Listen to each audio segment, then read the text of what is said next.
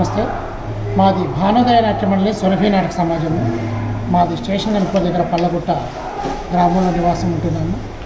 సురభి అంటే దాదాపు 139 సంవత్సరాలు పూర్తి చేసుకొని 140 సంవత్సరాలకు అడుగు పడుతున్న సందర్భాన్ని పురస్కరించుకొని వరంగల్లో జిల్లా కలెక్టర్ గారు మరియు మున్సిపల్ కమిషనర్ గారు మరియు మేయర్ గారు వీరందరి సహకారంతో మరి ఎమ్మెల్యే గారు, ఎంపీ గారు వారి యొక్క ప్రోత్సాహంతో ఇక్కడ 140 వార్షిక వేడుకలు చేయడానికి మేము సంకల్పించాము.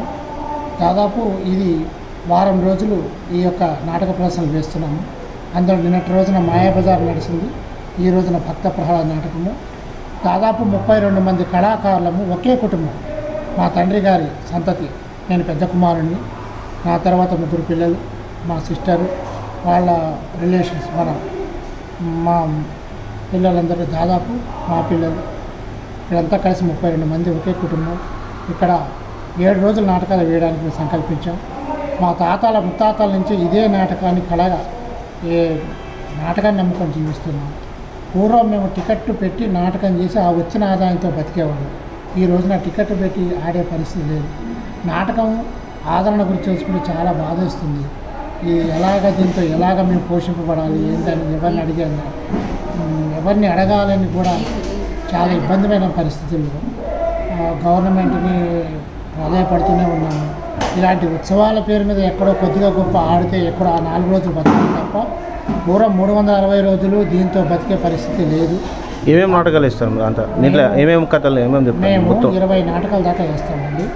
అందులో మాయాబజారు, పాతాళ భైరవి, భక్త ప్రహ్లాద, బ్రహ్మంగా చరిత్ర, భూకైలాసు, బాలనాగమ్మ,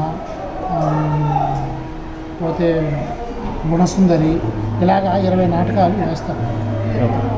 అయితే టికెట్ పెట్టి తద్వారా వచ్చే డబ్బుతో జీవించే మేము ఇప్పుడు సినిమాలకే టికెట్కి ఆధారం లేకుండా పోయింది, పెట్టి నడవటం లేదు. ఈ పరిస్థితుల్లో ఈ కళను కాపాడుకోవడానికి మేము కొంతమంది పోషకుల్ని మేము ఆశ్రయించి వారి యొక్క సహకారంతో మేము నాటకాలు ఆడుకుంటాం.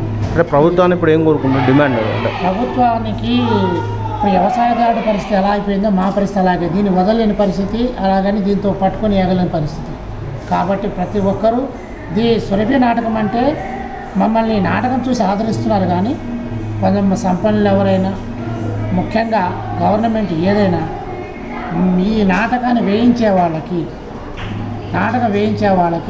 ఆదాయ పన్నులో ఒక మినహాయింపు, సురభి నాటకాలు పెట్టిస్తే ఆదాయ పన్నులో మీకు మినహాయింపు ఇస్తామని మనకు గవర్నమెంట్ ఎవరైనా చిన్న జీవో మాకు పాస్ చేస్తే అలా ఎవరైనా ఆదాయ పన్ను కట్టేవాళ్ళు అందులో ఈ సురభి నాటకం బతకడానికి వారి సహకారాన్ని అందిస్తే కొంతకాలం మేము మా కుటుంబాలు బతుకుతాయని సందర్భంగా మేము ప్రభుత్వం.